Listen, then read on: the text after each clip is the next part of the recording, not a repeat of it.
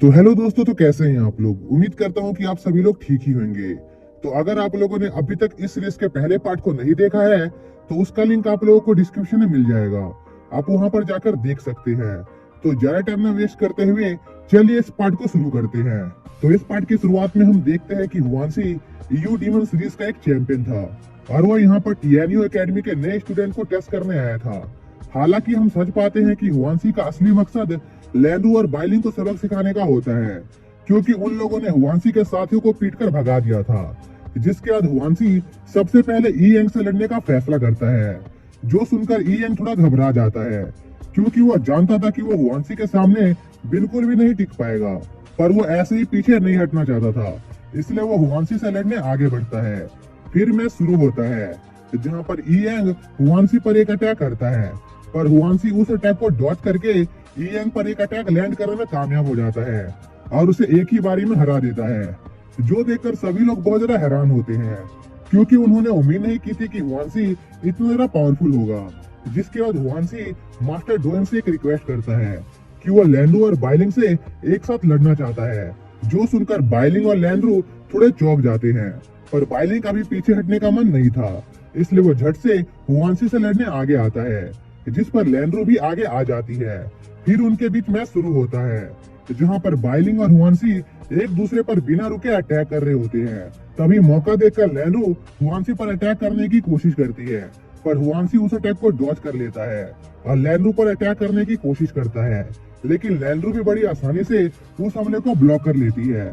जिसके बाद वो लोग कुछ देर के लिए रुक जाते हैं और हम देखते हैं कि इस लड़ाई के दौरान लैंड्रो और बाइलिंग ने हुआनसी को थोड़ा घायल कर दिया था, जो देखकर सभी नए स्टूडेंट उन दोनों को चीयर करने लगते हैं। वहीं दूसरी तरफ हुआनसी के साथी की हालत खराब हो रही थी, क्योंकि उसे उम्मीद नहीं थी कि नए स्टूडेंट हुआनसी को इतनी ज्यादा टक्कर दे सकते हैं। तभी हम चूलिंग और जिंग को देखते हैं, जो जोर जोर से बाइलिंग और लैंड्रू को चीयर कर रहे होते हैं और हुआनसी की इंसल्ट कर रहे होते हैं। जो देखकर हुआनसी उन दोनों को भी उससे लड़ने को कहता है, जो सुनकर चूलिंग और जिंग की हालत खराब हो जाती है, क्योंकि उन्हें लग रहा था कि हुआनसी पक्का उन्हें बहुत मारेगा। इसी बीच हम डायरेक्टर ऊ को देखते हैं, जिनकी असिस्टेंट उन्हें बताती है कि प्योर क्लैन के लोग इस बार नए स्टूडेंट पर कुछ ज्यादा ही शक्ति दिखा रहे हैं, जिस वजह से वो कुछ अच्छे स्टूडेंट को भी खो सकते हैं। इसलिए वो लेडी डायरेक्टर ऊ से इस चीज पर कोई एक्शन लेने को कह रही होती है, पर डायरेक्टर ऊ उस लेडी को अभी बस उन लोगों पर नजर रखने को ही कहते हैं, खास करके चूलिंग पर। जिसके बाद सीन चूलिंग पर शिफ्ट होता है, जहां पर हम देखते हैं कि हुआनसी ने चूलिंग को पीटकर साइड में कर दिया था। पर यह सब देखकर चूलिंग बहुत ज्यादा हैरान था, क्योंकि उसे समझ नहीं आ रहा था कि आखिर वो अपनी पावर का इस्तेमाल क्यों नहीं कर पा रहा है। तभी पर्पल ड्रैगन चूलिंग को बताता है कि अभी वो ड्रैगन किंग की पावर को कंट्रोल नहीं कर पा रहा है, इसलिए उसे अभी के लिए उसके दूसरे वेपन्स का इस्तेमाल करना चाहिए। तभी हम देखते हैं कि बाइलिंग और लैंड्रो की हुआनसी से लड़ने के बाद काफी ज्यादा हालत खराब हो गई थी। वहीं दूसरी तरफ हुआनसी अभी भी पहले की तरह खड़ा होता है, जैसे कि उस पर उनके अटैक का कोई असर ही ना पड़ा हो। जो देखकर लैंडू बाइलिंग से कहती है कि हुआनसी के हाथों की स्पीड बहुत ज्यादा है, इसलिए उन्हें उस पर चारों तरफ से अटैक करना चाहिए, क्योंकि सिर्फ तभी ही उन्हें उस पर अटैक करने का मौका मिल पाएगा। जो सुनकर बाइलिंग जिन को सामने से अटैक करने को कहता है और वो दोनों हुआनसी पर साइड से अटैक करेंगे। तभी चूलिंग उनसे पूछता है कि उसे कहां से अटैक करना चाहिए, जिस पर लैंडू चूलिंग को कहीं छुप जाने को कहती है।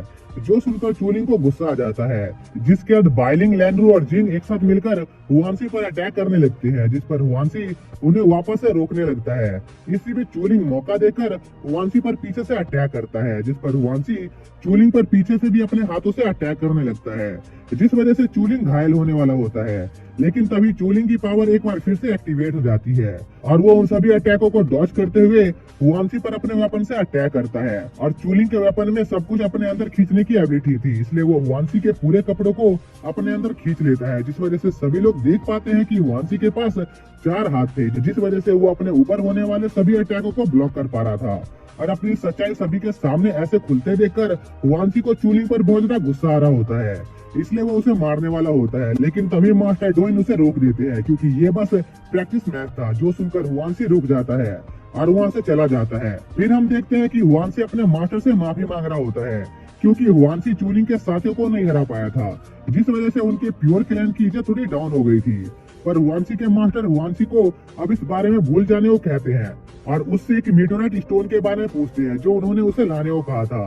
जो सुनकर हुआंसी तुरंत उस स्टोन को अपने मास्टर को देने के लिए अपने पास से निकालने लगता है, पर वो देखता है कि उसके पास वो स्टोन नहीं था। जो देखकर हुआंसी के मास्टर हुआंसी पर बहुत ज्यादा गुस्सा होते हैं, पर हुआंसी अपने मास्टर से वादा करता है कि वो उस स्टोन को वापस ला कर रहेगा, क्योंकि उसे पता था कि वो स्टोन कहाँ है। जिसके बाद हम चूलिंग और बाकी सभी स्टूडेंट को देखते हैं, जहाँ पर टीचर सीमू उन सभी को 8 तरह के हब्स को इकट्ठा करने का टास्क देती है और उन सभी को 2-2 का ग्रुप बनाने को कहती है, जिस पर चूलिंग जिंग को उसका पार्टनर बनने को कहता है। लेकिन तभी एक दूसरा आदमी जिंग को जबरदस्ती अपना पार्टनर बनाकर साथ में ले जाता है, जिस वजह से चूलिंग वहाँ पर अकेला छूट जाता है और उसे मजबूरी में लैंड्रू के साथ टीम बनानी पड़ती है। फिर वो लोग उन हब्स को ढूंढने निकल जाते हैं, पर रास्ते में चूलिंग ऐसा शो कर रहा होता है कि उसे उन हब्स की काफी ज्यादा जानकारी है, क्योंकि वो बचपन से अभी तक हब्स का ही काम कर रहा था, जिस वजह से लैंड्रू चूलिंग से इरिटेट हो जाती है। इसलिए वो चूलिंग से दूसरी साइड जाकर 4 हब्स को ढूंढने को कहती है और बाकी के 4 हब्स वो खुद ढूंढ लेगी। जो कहकर लैंड्रू वहाँ से निकल जाती है और हब्स ढूंढने लगती है। तभी उसे एक हब मिलता है, पर अचानक से उसे थोड़ी कमजोरी महसूस होने लगती है और वो नीचे गिर जाती है, जिससे उसे थोड़ी चोट लग जाती है। जो आवाज सुनकर चूलिंग भागते हुए वहाँ पर पहुँचता है, जहाँ पर वो देखता है कि लैंड्रू को काफी ज्यादा चोट आई है, इसलिए वो उसके चोट पर कुछ हब्स लगाने लगता है। जो देखकर लैंड्रू थोड़ी शर्माने लगती है और वहाँ से चली जाती है। इसी बीच किसी अनजान वजह से बाइलिंग लैंड्रू और चूलिंग पर नजर रख रहा होता है, जिसके बाद टीचर सीमू सभी स्टूडेंट के हब्स देखकर उन्हें पास फेल कर रही होती है।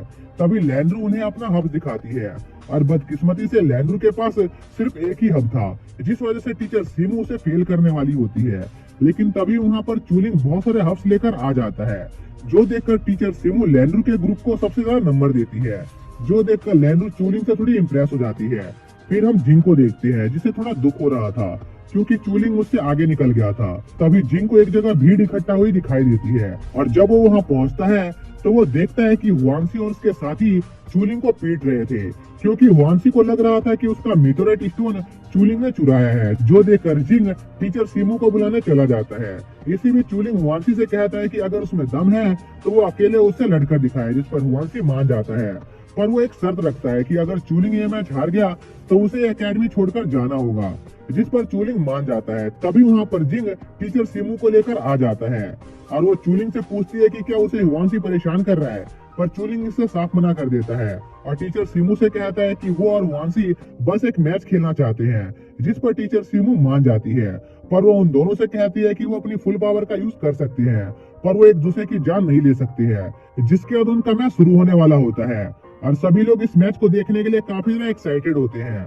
पर तभी वो देखते हैं कि चूलिंग वहाँ से भागने लगता है। इसी बीच हुआंसी चूलिंग पर अटैक करने के लिए उसके पीछे पड़ जाता है। तभी हम देखते हैं कि चूलिंग पर्पल ड्रैगन से पूछता है कि आखिर वो ड्रैगन किंग की पावर का कैसे इस्तेमाल कर सकता है, जिस पर पर्पल ड्रैगन चूलिंग को बताता है कि उसे याद करना होगा कि वो कैसी सिचुएशन में उस पावर को एक्टिवेट कर पाया था। जो सुनकर चूलिंग वैसी सिचुएशन को याद करने लगता है, जिससे उसे पता चलता है कि जब उसकी जान को खतरा होता है उसी वक्त वो ड्रैगन किंग की पावर का इस्तेमाल कर पाता है। जिस पर चूलिंग हुआंसी का डटकर सामना करने का फैसला करता है और जब हुआंसी चूलिंग पर अटैक करने वाला होता है तभी चूलिंग ड्रैगन किंग की पावर को एक बार फिर से एक्टिवेट कर लेता है और हुआंसी के सभी अटैकों को डॉज करने लगता है।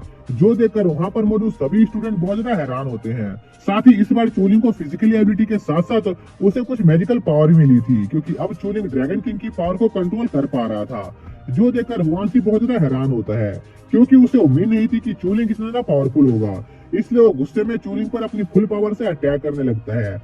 जो देखकर टीचर सीमू और जिंग बहुत ज्यादा घबरा जाते हैं, क्योंकि उन अटैक से चूलिंग की जान भी जा सकती थी। इसलिए टीचर सीमू हुआंसी को रुकने को कहती है, पर हुआंसी नहीं रुकता और चूलिंग पर अपना सबसे पावरफुल अटैक करता है। जो देखकर सभी लोगों को लगता है कि उस अटैक से चूलिंग की जान चली गई होगी, पर हम देखते हैं कि पर्पल ड्रैगन ने अपने बैरर से चूलिंग को बचा लिया था। जो देखकर हुआंसी बहुत ज्यादा हैरान होता है और उसे लगता है कि चूलिंग के कपड़ों में कोई स्पेशल एबिलिटी मौजूद है, जिस वजह से वो उसके अटैक को ब्लॉक कर पा रहा है। इसलिए हुआंसी चूलिंग पर अटैक करके उसके कपड़े ले लेता है। लेकिन तभी हुआंसी को बहुत तेज झटका लगता है, जिससे हुआंसी हार जाता है, क्योंकि वो कपड़ा पर्पल ड्रैगन की पावर से बना हुआ था और पर्पल ड्रैगन की पावर हुआंसी के अलावा कोई और झेल नहीं सकता था। जिस वजह से चूलिंग को उस मैच का विनर माना जाता है और शर्त के तौर पर चूलिंग को हुआंसी का डॉम मिल जाता है, जिस पर सभी स्टूडेंट चूलिंग के नए घर को देखकर बहुत ज्यादा खुश होते हैं। क्योंकि वो घर काफी ना बड़ा था। तभी लैंड्रू चूलिंग के साथ उसी घर में रहने का फैसला करती है, जो देखकर जिंग को गुस्सा आ जाता है, क्योंकि जिंग चूलिंग का बेस्ट फ्रेंड था, इसलिए सिर्फ वही चूलिंग के साथ उसके घर में रह सकता था। जिस पर लैंड्रू जिंग को डराकर चुप करवा देती है, जिसके बाद चूलिंग और लैंड्रू एक ही रूम में रुकते हैं, जहाँ पर चूलिंग लैंड्रू को बताता है कि वो गे नहीं है, इसलिए लैंड्रू उससे दूर ही रहे। और चूलिंग लैंड्रू से ये सब इसलिए कह रहा था क्योंकि लैंड्रू इस एकेडमी में एक लड़का होने का दिखावा कर रही थी। जिसके बाद बीच रात में लैंड्रू अचानक से घर से बाहर चली जाती है, जो देखकर चूलिंग लैंड्रू का पीछा करने लगता है। जिसके साथ ही ये पाठ यहीं पर खत्म हो जाता है।